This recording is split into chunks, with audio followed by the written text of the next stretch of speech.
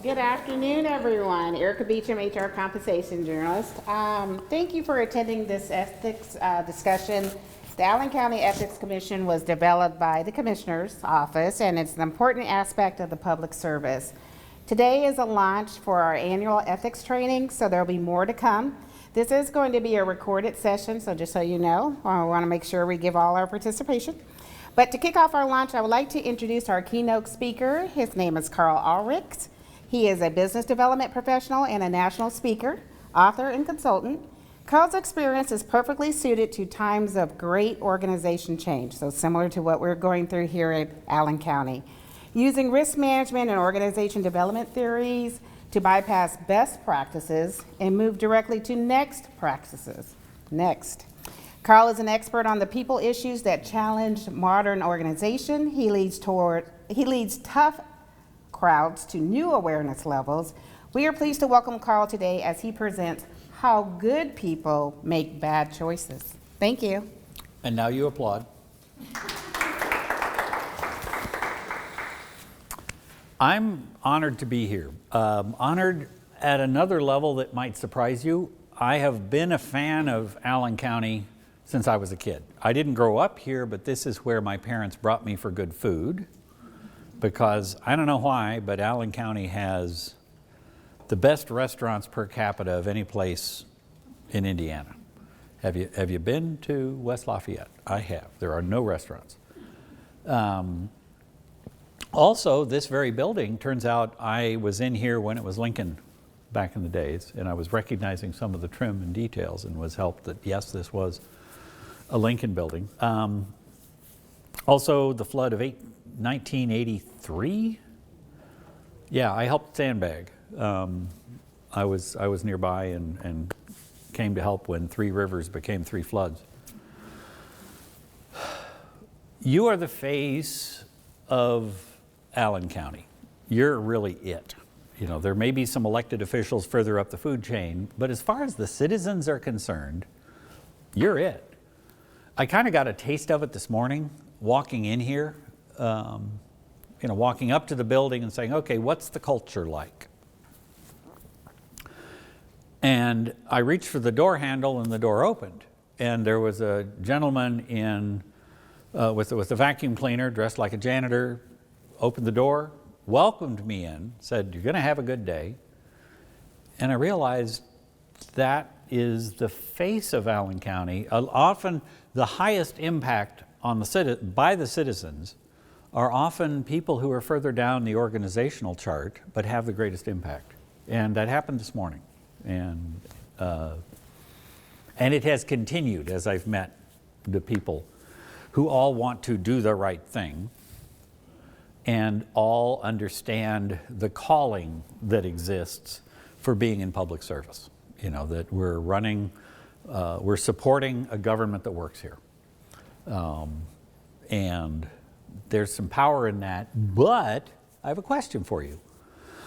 Are you held to a higher standard than the average citizen on ethics? Are you held to a higher standard than the average citizen? I'm getting people going, yeah. Are you okay with that? Yeah. Do you understand how important it is that we get it right? That we be trusted, that we be seen as transparent, that we be, I think trusted is the best word. Because we're in a world where that's shifting a lot. We're in a world where ethical standards are slipping, frankly. And something that you're very fortunate to have is an ethics commission who's working on making sure that the standards get updated, that the standards get. Case in point, let's pretend I am the human resources head of the county, just for fun, that I'm Erica's boss, just for fun. And I am offered some tickets to an event at the Coliseum by a vendor. Let's say they're a vision care vendor that I have decision making over. And as a thank you, they offer me a couple tickets to an event at the Coliseum, face value on the tickets $200. Am I okay to take the tickets and go to the event?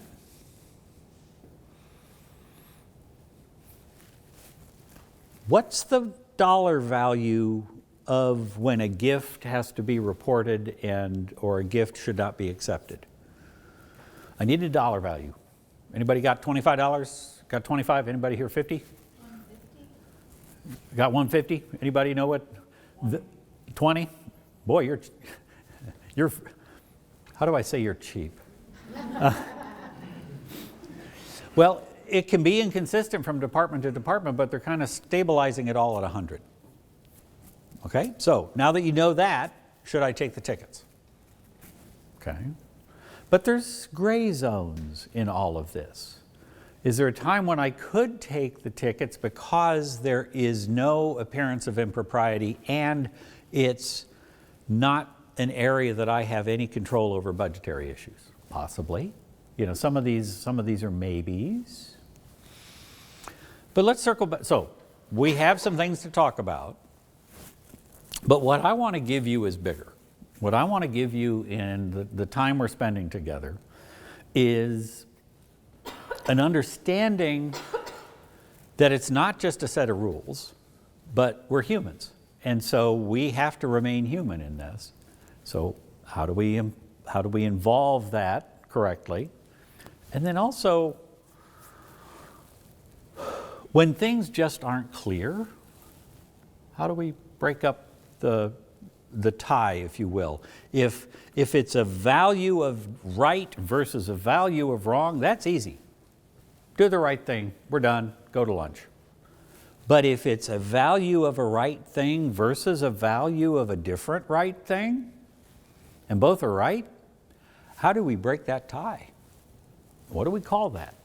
So I've got information for you, but I'm going to give you the gift of a way to solve that. I have some learning objectives about describing the impact ethics has on Allen County. We've kind of done that.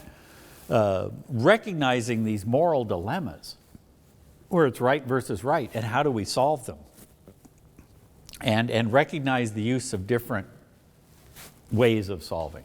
So,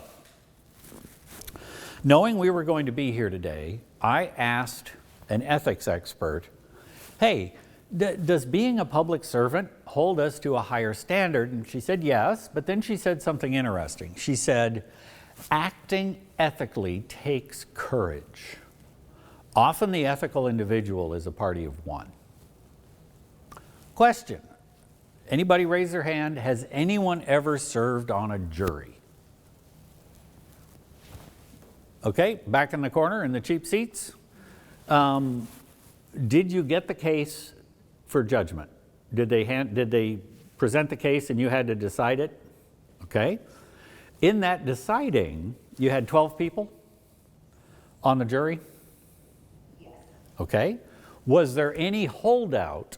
Was it unanimous immediately, or was there somebody who was a holdout asking questions? And was it you being the holdout? It was not. Okay.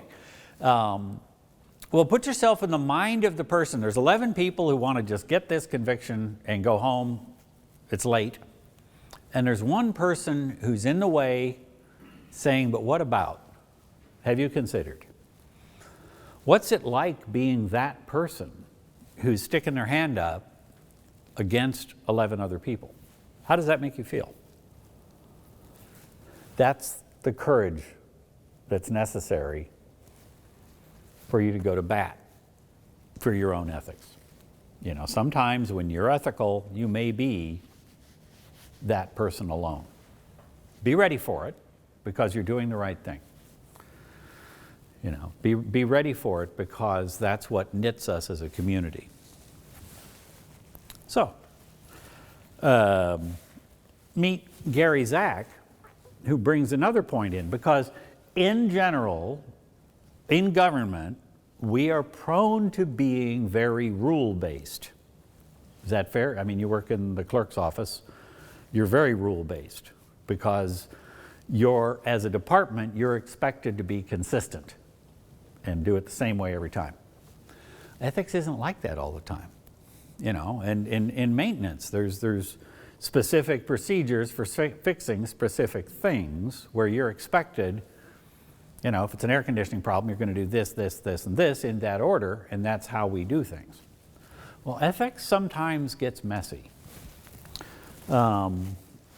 Quick personal dilemma to show you how messy it can be and how courage is a challenge. I wish you could have been there. I was in my little office. I was essentially a data entry clerk, but I was in charge of putting in numbers that tracked the volume of cash going through our department. And if we hit a certain number every year, everybody got a bonus. Not a little bonus, a big bonus. Everybody got 2 weeks' pay.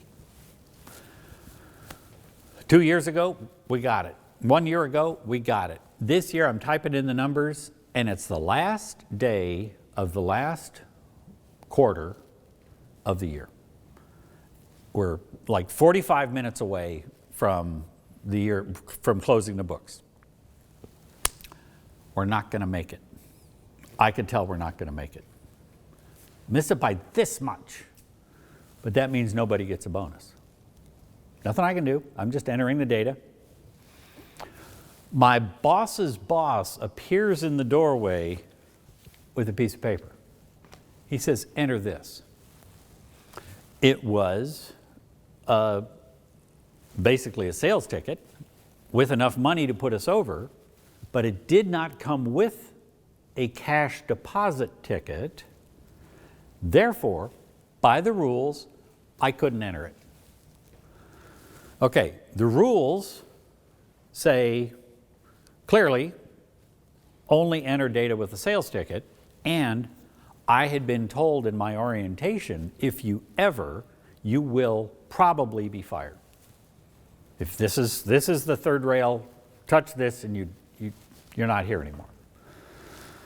Okay, and here's my boss's boss, who is the person who hired me, who is my mentor. How do I feel about him? Anybody? Loyal. You know, this is who is my mentor. And my mentor is telling me, enter it. This is when things can get pretty lonely. What would you do in that situation? You got to break the tie. You got to do one thing. You either enter it or you don't. What are you going to do? Anybody? He's the one who signs the checks. I'd enter it. If he's not, I wouldn't. He's not the one who signs the checks. Then you wouldn't enter it. And the person who signs the checks, who I would have called, is on a cruise ship and I can't reach him. Believe me, I tried. What would you do? I want you to feel the terror. I want you to feel the loneliness of having to figure out what's the right thing to do. And that's why today's practice will be good. Newsflash, I did not enter it. I was not popular at the Christmas party. A couple years later, the person with the, notice I didn't call him a friend anymore. I lost my friendship with him. He no longer was my mentor. He told me 2 years later, you did the right thing. Thanks, you know. But these are the kind of moments you need to be prepared for. And it's a challenge because we're all human, isn't it? How many of us have raised or are currently raising children?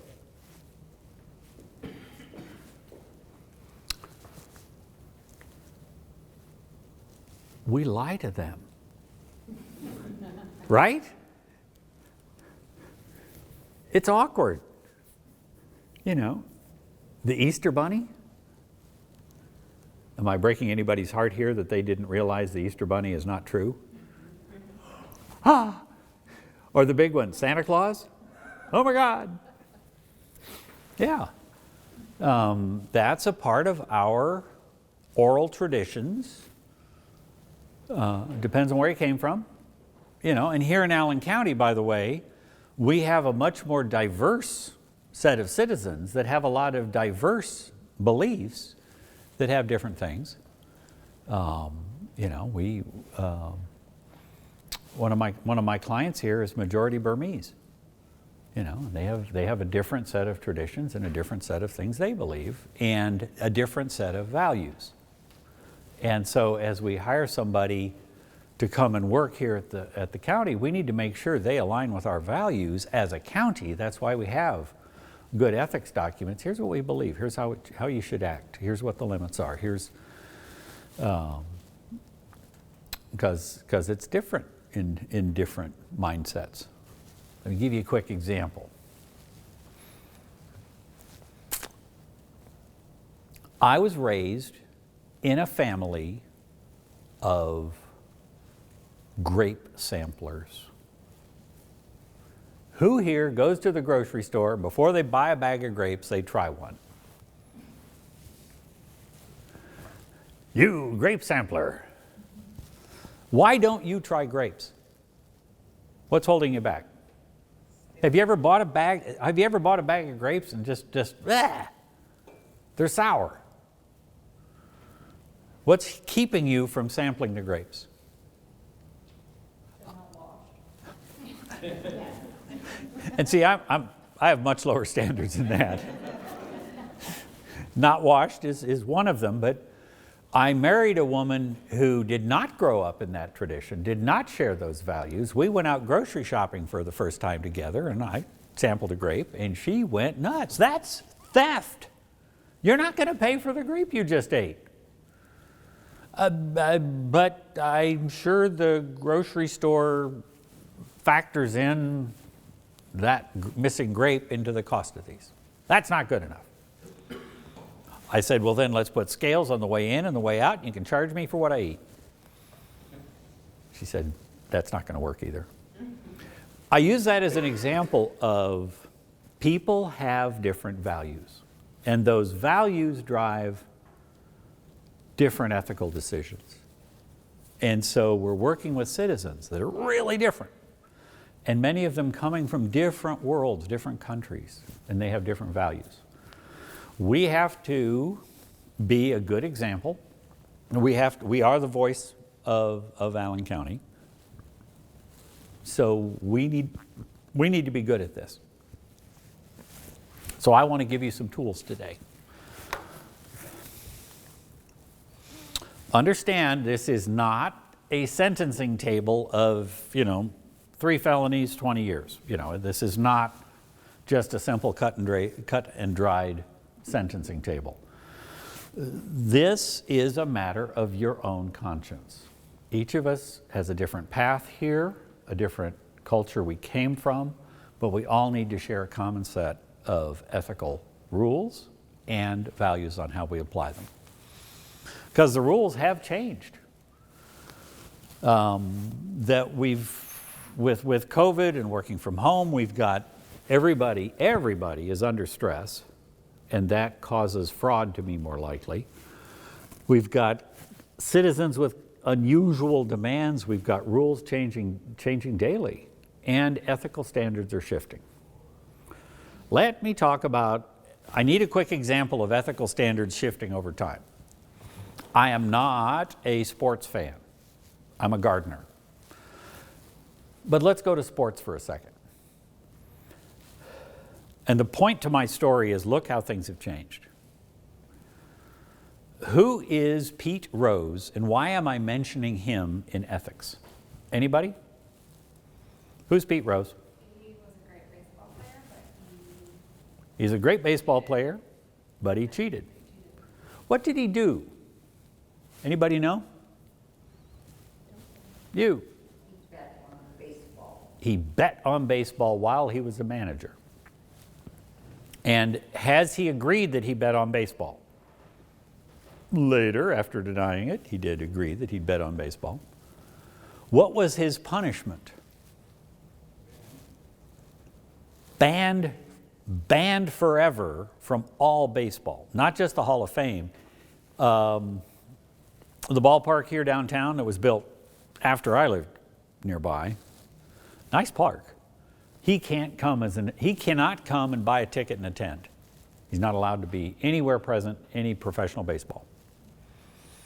Now, did his gambling action ever change the outcome of a game? There's no evidence.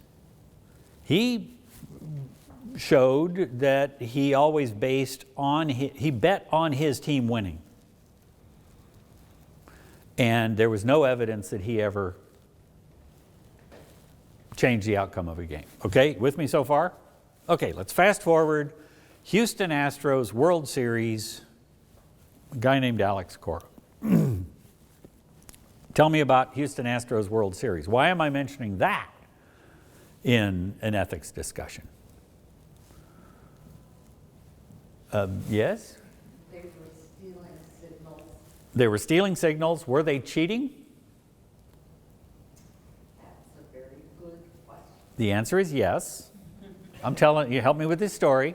And did their cheating change the outcome of any games? Yes, it did. You know, they won the World Series partially because of their cheating. I know you never really know, you got to play the games, but you'll work with me here. Okay. To me, that's more egregious than betting and not changing the outcome of the game. Okay, now you're cheating and changing the outcome of the game. So, well then Alex Cora, the manager who was leading it, of course, he's been banned for baseball, hasn't he? Is he banned and not allowed to come to games? No. He is currently managing the Boston Red Sox. Cheated, got away with it, and is rewarded with a position of authority. Here's my point. Ethical standards have shifted. Here's my concern. The young ones coming up after us, they're watching this. They see it as permission to cheat. They're the ethical standards that I'm seeing with the little ones in my family and the people just observing, that we're having a different set of ethical standards in government, in the elected officials we have, in a lot of areas. So, it's up to us to stop this. And it's up to us to do two things. One, get better at it ourselves, although we're pretty good. Second, teach others. Teach others by our example and teach others by what I share with you. I want this to be kind of a train the trainer session. So, a couple quick facts about life. Everybody, and I don't care what country you came from and how old you are, every human values three core things. They value belonging to a group. Let's call that family. They value high integrity leadership. That's today, ethics. And then they value rewarded for getting it right, being rewarded for getting it right. Let's call that love. Family, ethics, and love. That's the trifecta that really works. Second point, if you're part of a group, say at the clerk's office, everybody gets together, everybody works well together, they're a high-performing team, and a new person is hired who has low ethical standards. How quickly until you guys in the clerk's office figure that out? Pretty quick. How quickly do you want the boss to spot it and fix it? Either give them some ethical training because they don't know, or get them someplace else to work because they don't want to learn it. You know, this is important. By the way, just a side note, on a great indicator of somebody's core values and core ethical standards is what they do in, let's talk grocery store. Nope, not grapes. Shopping cart policy. You're out in the parking lot, you've emptied it. Do you abandon the shopping cart? No. Do you return it to its brethren in the happy cart corral? Yes. Asterisk, Aldi's figured this out. Yeah, I think that's a great test. Take an applicant shopping and have them watch what they do with the cart. It shows whether their values are for the common good and following the ethical standards of the community we live in or not. And that's, don't have HR do that, that's not a valid test. But yeah, but why should we pay attention? We got a lot happening. The talent shortage is real, and if county government is perceived as being ethical and transparent, you're going to attract candidates who want that. You're going to attract people who want to work in an ethical environment, and that pays better than cash to somebody who's truly a values-driven person. It gets productivity, we can retain our staff, we've got an environment of trust, respect, and tolerance. Affects the bottom line, and we've got new things on the horizon that are going to try us here. Generative AI is coming. How many of us have logged in to ChatGPT just to see what it's like? Anybody? You have? It creates ethical dilemmas. For instance, when I was doing my PowerPoints, I used to go into Google Images and grab images that supported what I was saying, and I would try to find the ones that were licensed for educational reuse as opposed to somebody who needs to get paid because it's their image. With generative AI, I've stopped doing that. Most of these images you see today, like this one, this is an AI image. I typed in, give me a county employee surrounded by a tidal wave of regulations, but they're smiling. And this is what I got. So this is an AI-generated image that has no copyright. So I can use it ethically. Well, I had a problem with ethics. I think it was my wife's birthday when this happened. I wanted to do something nice, and I'm a writer, but I just had brain freeze, and I went to ChatGPT and I said, help. I need a short 3-stanza romantic poem for a woman named Barbara who loves her 2 children, Paul and Sarah, and also loves gardening, especially hydrangeas. Go. And it wrote me a thoughtful, heartwarming poem about Barbara and her children and her special love for hydrangeas. It even found a word that rhymed with hydrangeas. Anyway. Printed it on nice paper, signed my name to it. Love you. Ethical question. Do I tell her I didn't write it? Yeah?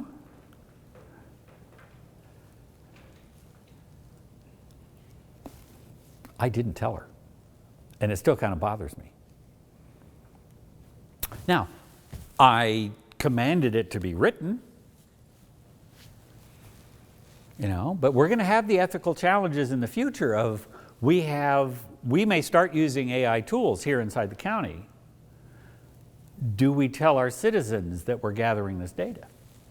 Is that, are we violating privacy by doing that? Are they doing COVID sampling in the sewage treatment plant here? Anybody know? Where I live, they monitor our waste stream for COVID. And they monitor it by neighborhood. And when there's a COVID spike in the sewage, they let the local hospital know to expect an influx of patients in the next 5 to 10 days. That's good service to the citizens. Are the citizens upset that their poop is being scrutinized? This is the world we're in, where we have to understand what the new rules are, because there's new tools emerging. Also, look at this world. Transparency International rates the perceived corruption of national governments and rates them. top to bottom. This is 10 years old, and we were ranked 17th. The United States was ranked 17th least corrupt nation. Yellow is good, red is bad. Russia big, over there bad. Yeah. Okay, what's it this year? Here's the most recent data, is 2022. We've slipped from 17th to 24th. I use this as evidence that our ethical standards are shifting, and that it's a call for action, that we need to get better at it. So I need to give you some new tools. Because, you know, oh my God, we got to do something about this. We're making too much of it. No, we've got to do something about this.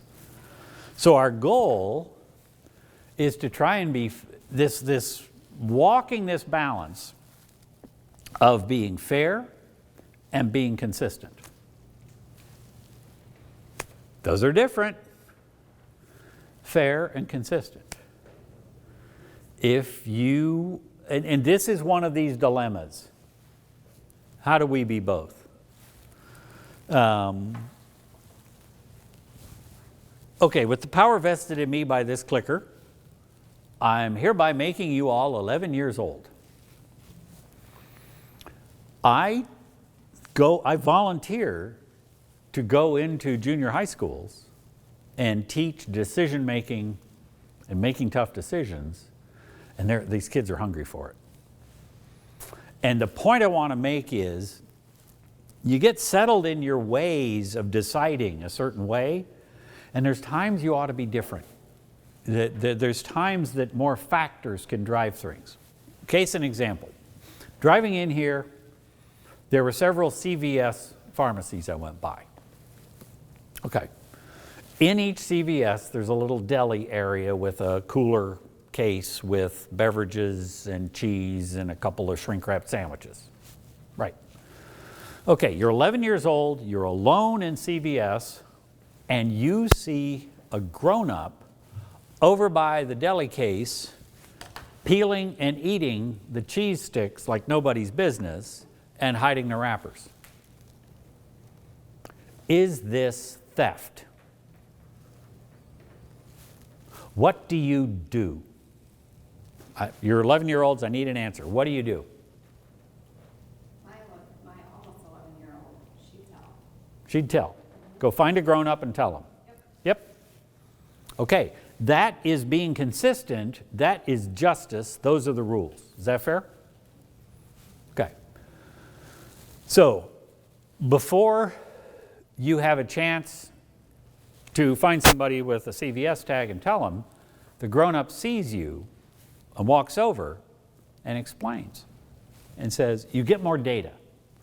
And the grown-up says, I know what I'm doing is wrong, but I am homeless and I'm pregnant, and I want my baby to have a better start in life than I did. This is for the baby. Does that change what you do? Not your 11-year-old. She's going to, nope. She's. See, there's a distribution curve of actions here.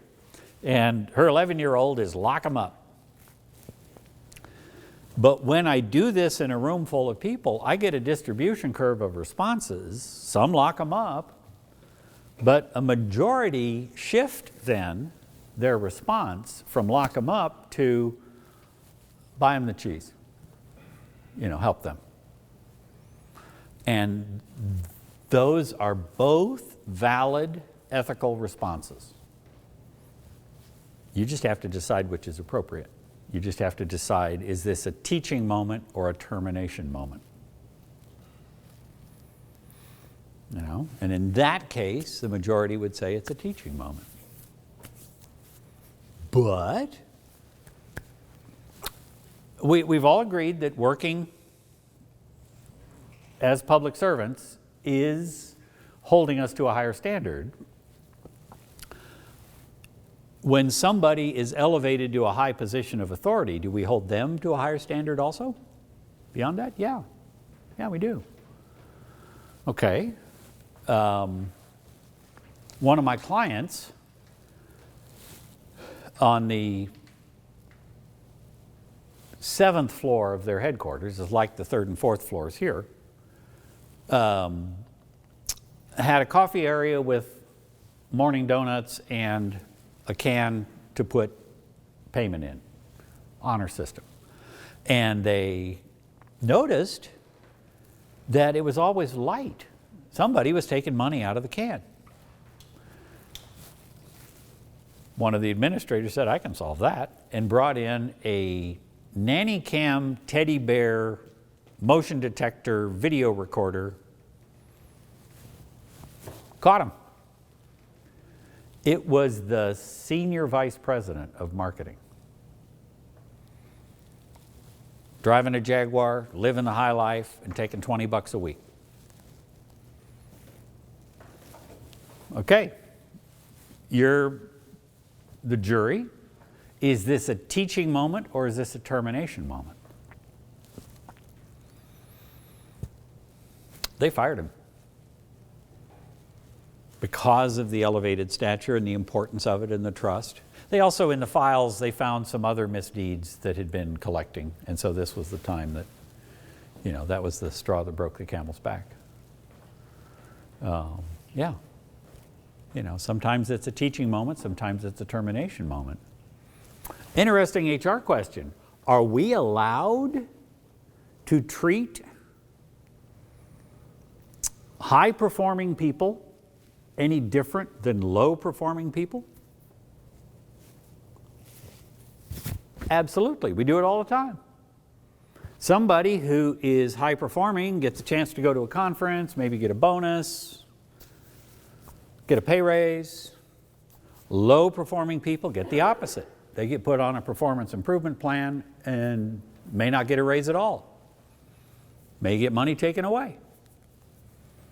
I worked someplace where if you were really low performing, they would take money out of your paycheck and bump you down a level. And as a boss told one of them, if you do this 6 more years, you'll be a volunteer.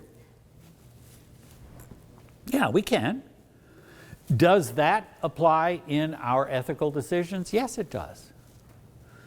That if somebody is a high performer and has done wonderful things, and this is a one-time bonehead decision they made, and you know what I mean? You're allowed, yes, there is guidance, but you're also allowed to be human. Just recognize it has to be human within the confines of the ethical guidance and rules of the county, which are higher than they are if you're working at a landscaping company, or higher than you are, if you're working. And there's places with tighter ethical standards than here. Anybody ever work at a bank? If you're a teller at a bank, you are not allowed, for instance, to do any transactions involving your family. They've got some specific ethical rules. Okay, how are we doing? Why are we doing this? Because we want to maintain the high-performing culture that's here. And that means you need to be courageous. And I'm giving you the role of being an ethical role model and coach to the people you work with, and also a coach to your family and your neighbors. I have a neighbor that makes bad decisions and does stupid things in our alley. His name's Elliot. And instead of being mean to him, I'm nice to him and I model the behaviors he should be doing. I try to turn it into a teaching moment. My wife's not buying it. You shouldn't be nice to him. Well, I need to show him what he should be. Okay? So, I want to enhance your understanding of these dilemmas and give you some guidance on problem solving. Let me go to, hang on a second.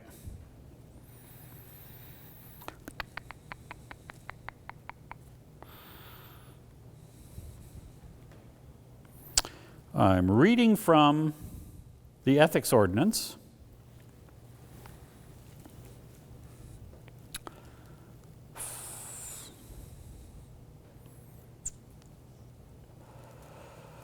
Let's pretend I am Erica's boss. I like this. The HR director is scheduled to speak at an HR conference in Indianapolis during normal working hours. The conference planner offers $200 for an honorarium for this speaking engagement. The HR director does not plan on taking personal time off to do this. Am I allowed to accept the $200? Correct answer, no. That's right. I can only accept honorariums under certain conditions, one of which may not be for speaking engagements during normal working hours. Now, it crosses into maybe if I had taken a vacation day, maybe if it's on the weekend. But then it gets interesting. And one of the reasons I love this ordinance document, it's got these examples. When the HR director refuses to accept the $200, the conference organizer offers to pay his travel expenses. He doesn't have the money in the budget to pay for the travel, so he'd pay for it out of his pocket. This money would cover that. Does the ethics ordinance allow him to accept the reimbursement for travel as opposed to the honorarium for the conference organizer? Maybe. And to get an answer to that, I mean, if the organizer has no other relationships with the county, then yeah. But if the payment could appear to influence decision-making for the county contracts, then he should not. It's the appearance of impropriety. Got any questions? Talk to somebody in HR, talk to me, or talk to somebody on the ethics committee. Yeah. Let's talk. There are people amongst us who have 2 jobs. Work here at the county, and like somebody may sell candles on Etsy. Fine. Somebody may work weekends at Von Mar. Fine. But what if, me again, the HR director, I got a part-time job in evenings, not on company time, but in evenings and on weekends, I'm working as a headhunter. I get a bonus for everybody that I find a job for through the headhunting firm. I'm looking, I need more applicants, and I find on our county database, a database of all the job applicants who've come through the county, including a bunch that were not hired because their skills weren't correct. But there are people in the county that are looking for work. I can help them find a job, and I'll get paid a bonus. Am I okay with this? Why not? What toe am I stepping on here? It's intellectual property. I'm taking county intellectual property and converting it to a bonus for myself. See? These things can get messy. Moonlighting that makes use of confidential information available to the county employee in their role as a county employee is prohibited. All right. Now that you're aware of these kind of things, let's talk about ethics. Rate yourself. Are you a 5? Right up there. Are you a 4? If you're a 3, don't tell me.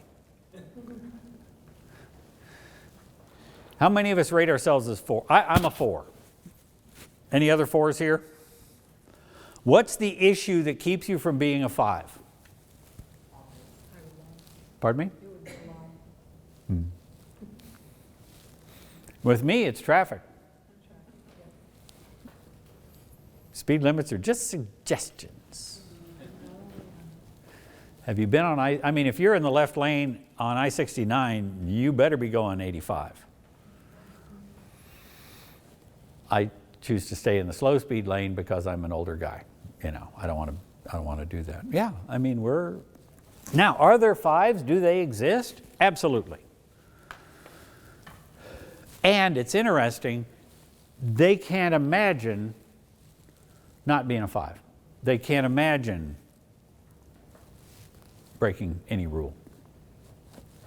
I'll tell you how bad it is. One guy works right next to me. He's a 5. I found out he was a 5 because we're talking. He said, "Hey, Carl, walk and talk." And he reaches behind himself in his credenza and pulls out 2 sheets of paper from a ream that is a different brand than we use at the office. And then we go over to the photocopier. He puts it in the manual feed. He puts his original on the platen. He makes 2 copies. We're walking back to the office, and I said, "Keith, what was that about?" He said, "Oh, personal copies." I felt guilty enough that I hacked him for toner and chemicals and maintenance, because I hadn't thought of that. Somebody who is purely moral, it never crosses their mind. Somebody who's ethical and a 4, we think about it. You know, and that's kind of why we're here today. I want to give you some tools to figure out how to think about it in better ways. Okay. You're going to be presented with a time when a coworker has done something bonehead. Yeah. Is this street and sanitation we should talk? Is this the streets department we should talk about? Okay, quick trivial pursuit. What large Midwestern city's name is misspelled? The whole name is misspelled. It's named after somebody and they didn't spell it like that. Cleveland. If you go downtown Cleveland, there's a statue to Moses Cleveland, and his name is on the statue, and he didn't spell it the way the city spells it. It had originally started that way, and I think people just got used to misspelling it. And so you can laugh at people from Cleveland because they don't even care enough to correct the spelling error on their city. Anybody from Cleveland? Anyway. All right. Ethical dilemma time. Anybody remember the streetcar story? Tell us the streetcar story. Well, I don't know the whole one, but I know it goes through. Right. Okay. Okay, you have so many people, then there's something in front of it. What happens? What do you say? Right. There's an out-of-control streetcar with, let's say, 8 people on it. I asked AI for a drawing of an out-of-control streetcar with screaming people, and they appear to be laughing to me. You have a switch, and you have to choose how many people you kill. Either you throw the switch one way, and the streetcar is saved, and all these people are saved, but the person walking across the tracks is killed. Throw it the other way, the person walking across the tracks is safe, but the streetcar hurtles off a cliff, everybody on board dies. Given that's all the data we have, the greatest good theory would be save the most people possible. You know, it's sad in this story that somebody's going to die, but save the most people. Okay? Well then, so once you've decided that, then the professor says, oh, but the person walking across the tracks, that's your grandmother whom you love. And you don't know anybody on the streetcar. Does that change your decision? And then the professor says, okay, let's make the person walking across the tracks somebody who's towards the end of their life, is in their late 60s, early 70s. Example, everybody on the streetcar is young and have their lives ahead of them. Do we have any ageism happening here? Or perhaps the person walking across the street, the individual, if left alive, will invent a cure for cancer and save 1 million lives. What are we doing? These are the ethical challenges that we face where we're trying to figure out which is the correct answer. Understand, we're all travelers, and when we drive, we trust these other drivers to stay on their side of the road and obey the guardrails. Ethical collisions happen when somebody else makes a bonehead decision and does something stupid. and we sometimes have to clean it up. Okay, heads up. We're now going to go into the core of where this all comes from. Morality is the bedrock that we make our decisions off of, right versus wrong. And morality is that way, right versus wrong. And if it's a moral decision, just do the right thing. There are people who are immoral, and that means they know the guardrails are there. They know they're parking in a handicapped spot, and they have no claim to that, but they do it anyway. They know they're doing it, but they do it anyway. That's immoral. Most dangerous, and most recently a big thing, is amoral, where they don't see the lines and guardrails. They do whatever they darn well please, and they ignore the rules. You may have some citizens that have interacted with your department who just doesn't care about the rules. They want it their way. When I was in the engineering office, there were a couple citizens we had that had 2-inch thick files. They were in every week with some new wackadoodle claim that they were living in their own private world and not reflecting the rules, the morality, the ethics of our county. Yeah, they're that way. Okay, today's topic is not morality. I just wanted to say that's what this is all based on. So, we've got dilemmas. When things, we have to decide when there's overlapping rights. Remember my boss in the doorway with the piece of paper? That was truth. Truth is, I can't post it because that's regulations, versus loyalty. This is my mentor. This is the guy that hired me. This is the person I respect asking me to do this. So that's a dilemma of two values. Then there's justice versus mercy. We've talked about that one. That's the cheese eater at CVS. You know, do we lock them up? Or do we... And I have this in a handout that I'm going to send you, Erica. So I see people taking notes, which is great, but I have it in Cliff's Notes form for you. Let's talk about short-term versus long-term. Let me give you a real example that's happening here. If somebody is eligible for overtime and has children, every week they have to face the dilemma of, I'm going to take the overtime, earn the money, and put that money to fund education, put that money to fund soccer lessons, put that money to enriching this child's life. However, by taking the overtime, I'm not a part of their life. By taking the overtime, I'm not there to read with them, to play with them. I'm not there for soccer practice. Okay? Or I can refuse the overtime and I'm a part of their lives, but they're going to have student loan debt, which can negatively affect their life. That's a long-term versus short-term dilemma that anybody who is an overtime eligible parent feels every week. It's real, you know, and you have to figure the answer out every week. Individual versus community, self versus others.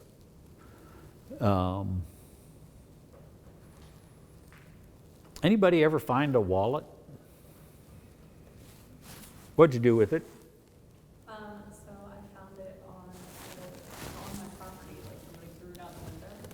And so we looked up, I found the guy on Facebook, messaged him, and he was like, why do you have my wallet? And I was like, I found it on my property.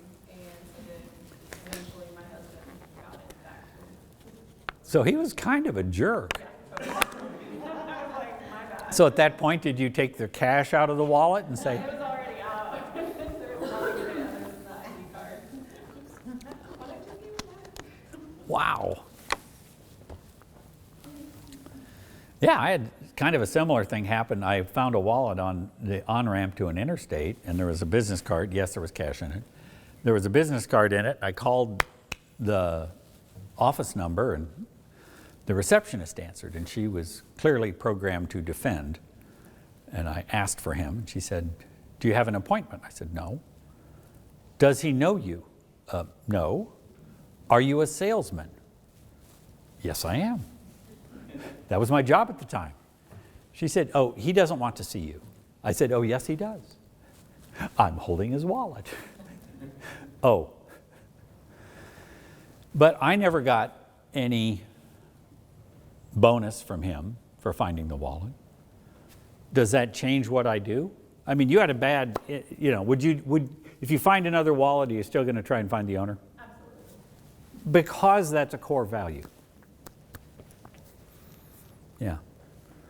And that's inconveniencing you to help an unknown. From a maintenance standpoint, I'm the guy that walking in the grocery store and they got the rubber mat flipped up, I'll smooth it out so somebody doesn't trip.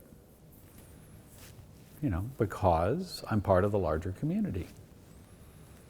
By the way, in a grocery store, what is the most, from a workers' comp claim standpoint, from a slips and falls standpoint, what is the most dangerous thing in a grocery store? You already know the answer. A grape.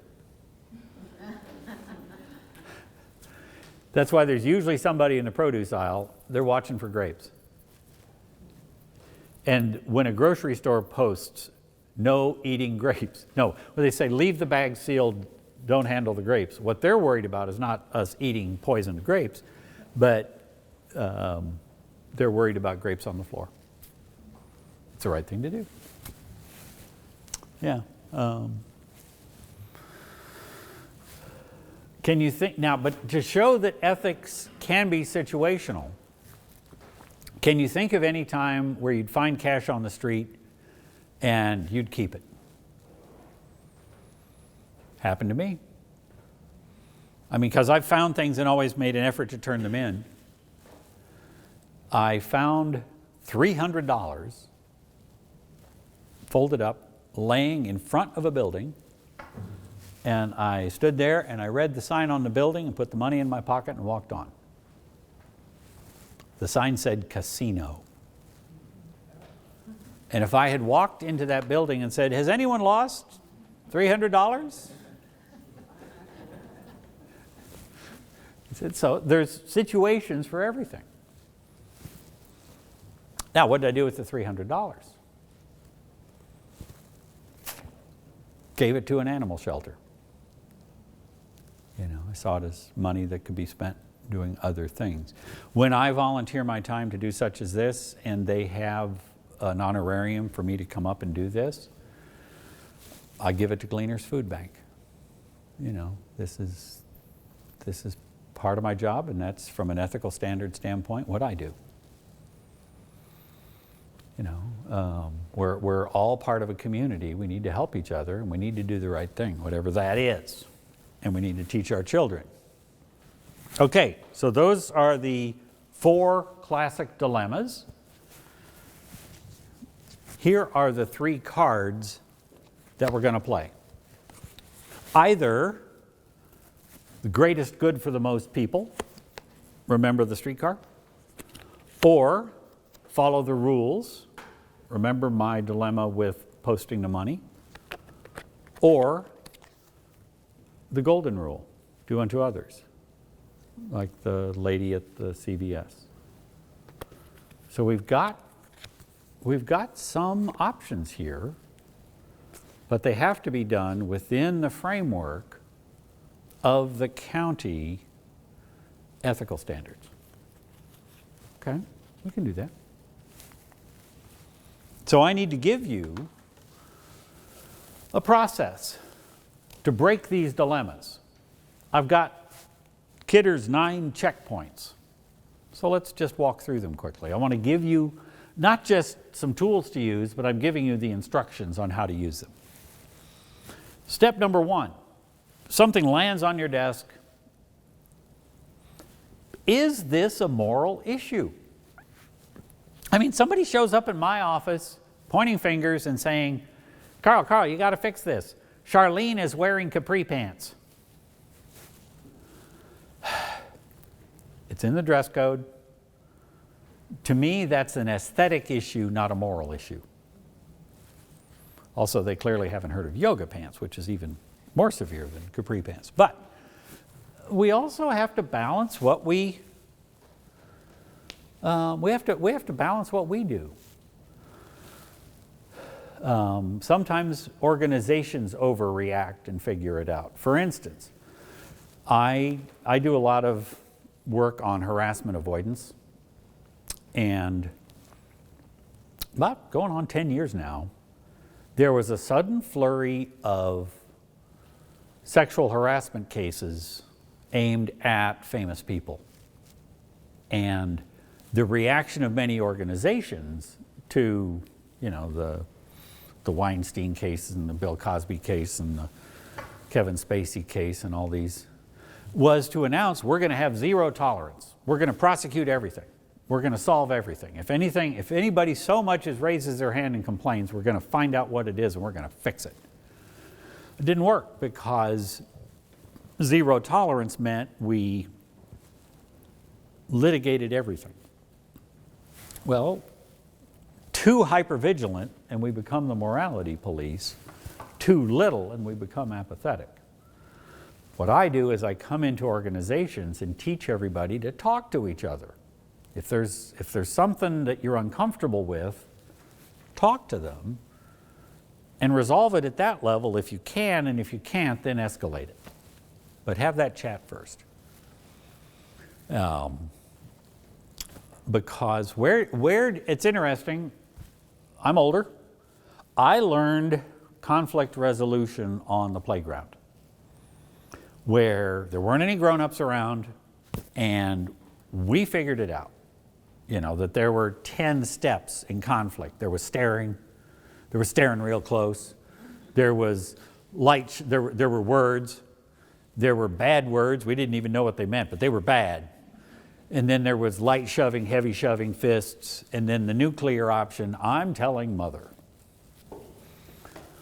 Well, we've had decades with children who don't have unsupervised play, and so they've never learned those rules.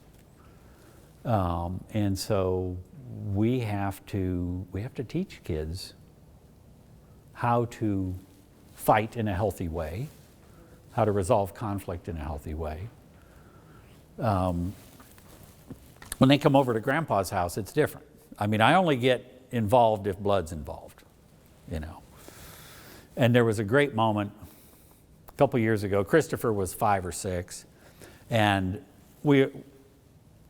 our porch looks onto a green space. There were older kids playing on the green space. Christopher was tugging at me saying, Grandpa, introduce me. I want to play. I said, Chris, shoo. You're a big boy. You're on your, go. You want to play? Tell them you want to play. And they accepted him and gave him a role. And he's back up on the porch in 5 minutes tugging at me, and he says, that girl's mean. You talk to her. She's mean. And I said, Christopher, do you want to play with them? Yeah. She's mean. I said, figure it out. Talk to her. Whatever. Okay. So the game goes on, and at dark, finally the parents are calling, and it breaks up, and Christopher comes up the stairs, and he's got this little strut going on because he played with the big kids. And I said, so, what'd you learn? I'm always the teacher. What'd you learn? He said, all girls are mean. I said, this will serve you well. Well, but my point is, we got to be helping people their upbringing, they were protected from harm, but what actually happened is they were protected from reality. And we got to help people have the language to resolve some of these issues. And that's why sometimes we have to decide, is this a teaching moment or is it a termination moment? They may never get it. Okay. Is it you to fix this? Are you the actor to fix this? Well, no, it's 2 departments over. Okay, let that department head know what you saw. If you have the bandwidth, maybe help them. Work within the framework of the county ethics standards, but it might not be you to fix it. You might have spotted it, but you might have to hand it off. Third, okay, it is a moral issue, and it is you. You have to do research. You have to find out what really happened. Who knew what, who said what, who did what. And we have to do it in a way that reflects the fact that we all have biases. It reflects the fact that we come wired with biases, don't we? Let me give you an example of some biases. I knew that you would be suspicious of me today because I'm an outsider, not from around here, and I intentionally modified my appearance to make me believable so that my message would take hold. What were your first impressions of me when I walked in? Okay? Was I aloof, or did I come talk to you? Came and talked to you. What was the intent of that? To get you trusting me a little. And my goal in talking to you was that I would appear to be listening to you. Yeah, active word appear. How was I dressed? Okay. I wanted to be casual and businesslike. I knew there'd be people in the room that don't trust people that don't wear blue jeans. So I wore blue jeans. I didn't wear fancy shiny shoes. I got tennies on. But I put on a business shirt and a sport coat that implies wisdom. Yeah. So this was important to me that you listen to me seriously. So I put effort into, I anticipated your biases and I went there. Understand that your biases get in the way of getting the full story when you're doing research. Let me give you an example. Tell me about this guy. From what you can tell me what's he like. Describe him. And go. Elderly. Bad back. He's kind of stove up, as my grandma would say. What else? Farmer, maybe, with the axe. Yeah. High energy? Okay. Let's add some data. Oh, that's different. You may be missing some good data because you don't ask the right questions. You may be missing some good data because you have biases. There's a confirmation bias. Anybody heard of that one? Where you only accept data that agrees with what you already believe. You know, there's a bias for data that comes in most recently, or bias that comes in from people that look like you. You know, all these biases are dangerous because when you're doing your research on this ethical situation, you need to be open-minded that maybe it's not what you thought. You know, you may think it's fraud, but it may not be once you learn more details.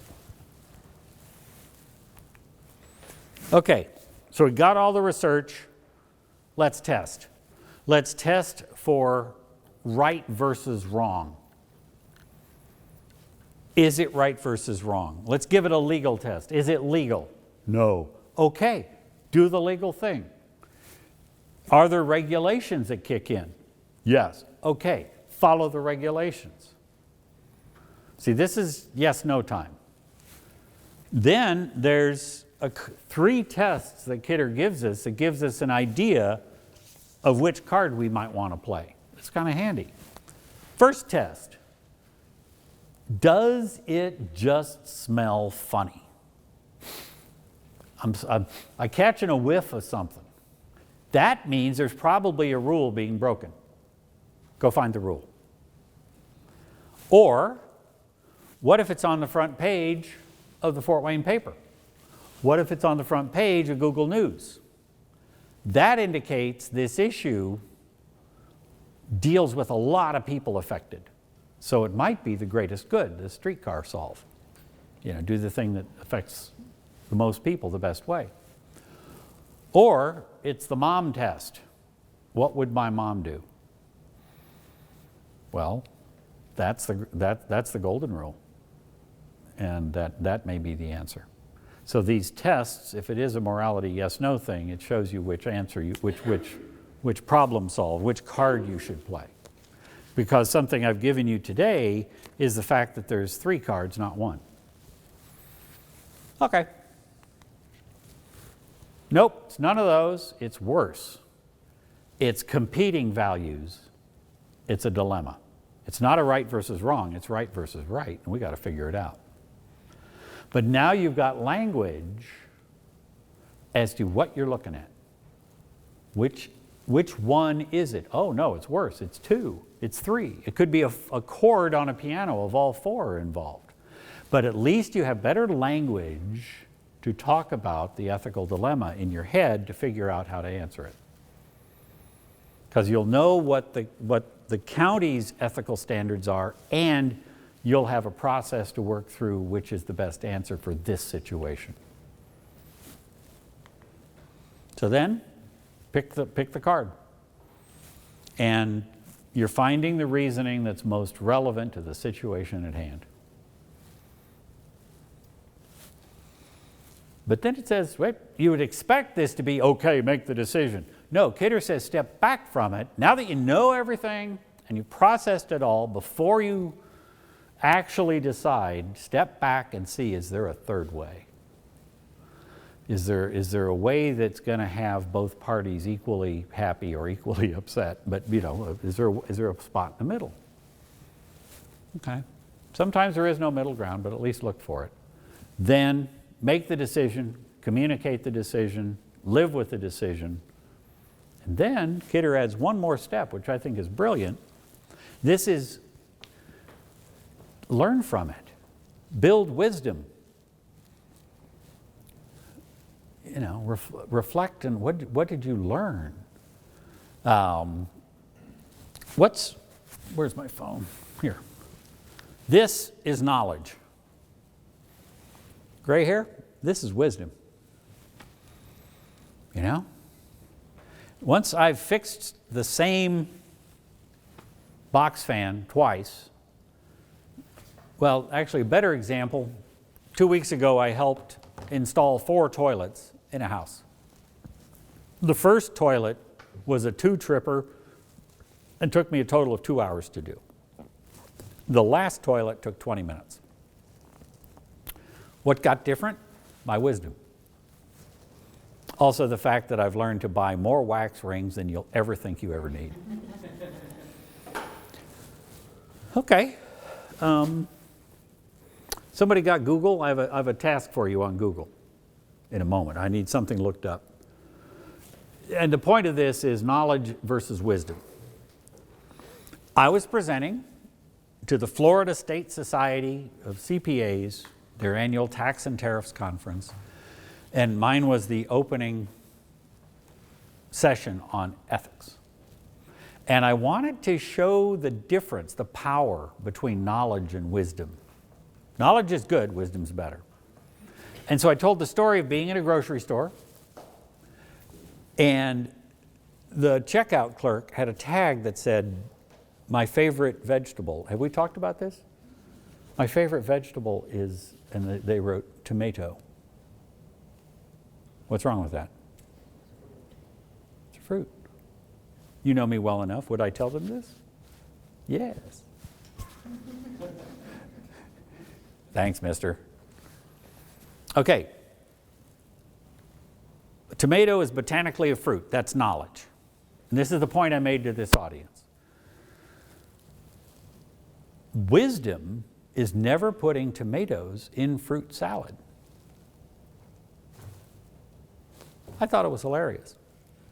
You're not so much. That crowd was nasty. They went like, "Urgh."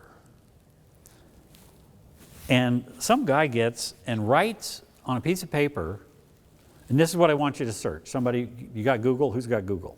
Okay. Search Nix, N-I-X, versus Hedden, H-E-D-D-E-N. Nix versus Hedden. And he hands this paper, and I say into the microphone, Nix versus Hedden.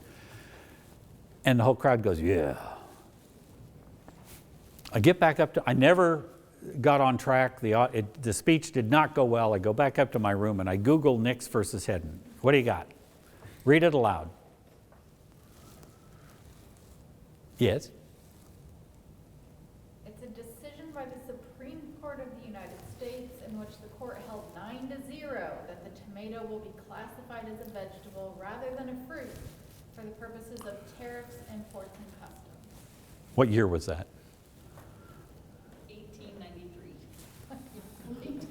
So what have you learned today? Tomato's a vegetable. Know your audience, you know.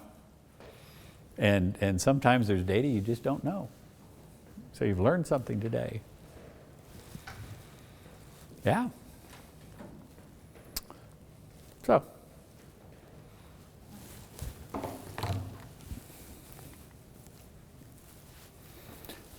We're all blind spots. We all have them.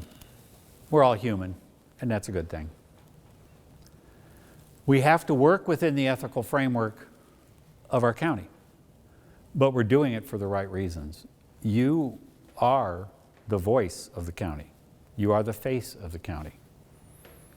And you have a huge impact on the citizens of this county. And by doing the right thing and explaining it the right way, you can help this county survive and thrive. So I pulled in here, hadn't been in Fort Wayne in a while since pre-COVID. And walking up to the building, I thought to myself, let's see what this place is like. And I reached for the door handle and it swept open. And there was someone inside the door in janitor's outfit vacuuming the leaves. And he saw me coming with my bag and grabbed the door, and he welcomed me and said, I hope you have a nice day. The first tone set makes the whole day, doesn't it? And this was the person probably lowest on the organizational chart, might not even be a county employee, might be a vendor, making the biggest impact on me. And that makes all the difference. Knowing that you are the person in the hot seat sometimes, what I've tried to give you today is some courage, a process, some better language. Because you're going to be getting a lot of good examples, a lot of good guidelines. What I've tried to do today is give you some tools to use here, to use at home, to use in your neighborhood. I'm trying to use them on my neighbor Elliot. And that will make all the difference. So with that, I'd like to thank you for bringing me, and now is when you clap.